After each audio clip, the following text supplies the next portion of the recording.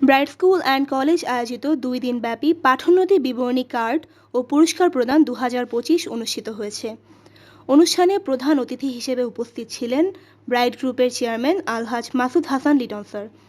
অনুষ্ঠানে বিএলডি ফাউন্ডেশনের vice chairman, bright school and কলেজের কোঅর্ডিনেটর মিসেস সাইদা হাসান দিনা ম্যাডাম, ব্রাইট স্কুল অ্যান্ড কলেজের পরিচালক Mohammad Mahbubur Rahman Rana sir, vice principal Mohammad Harunur Rashid, পরীক্ষা নিয়ন্ত্রক মোহাম্মদ ফারুক হোসেন স্যার, মঞ্জুরুল ইসলাম বকুল স্যার, ব্রাইট টিউটোরিয়াল একাডেমির পরিচালক মমিন স্যার, বাংলা বিভাগের অধ্যাপক রণজিৎ মণ্ডল প্রমুখ উপস্থিত ছিলেন।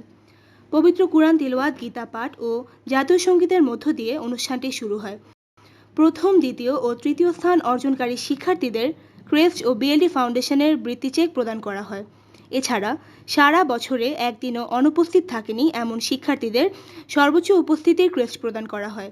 এরপর যে সকল শিক্ষার্থী 3 বছরে একদিনও অনুপস্থিত থাকেনি তাদেরকে হ্যাট্রিক পুরস্কার দেওয়া হয়।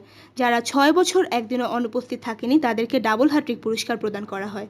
এবং যে সকল শিক্ষার্থী 9 বছরে একদিনও অনুপস্থিত থাকেনি তাদেরকে ট্রিপল হ্যাট্রিক পুরস্কার হিসেবে ল্যাপটপ প্রদান করা হয়।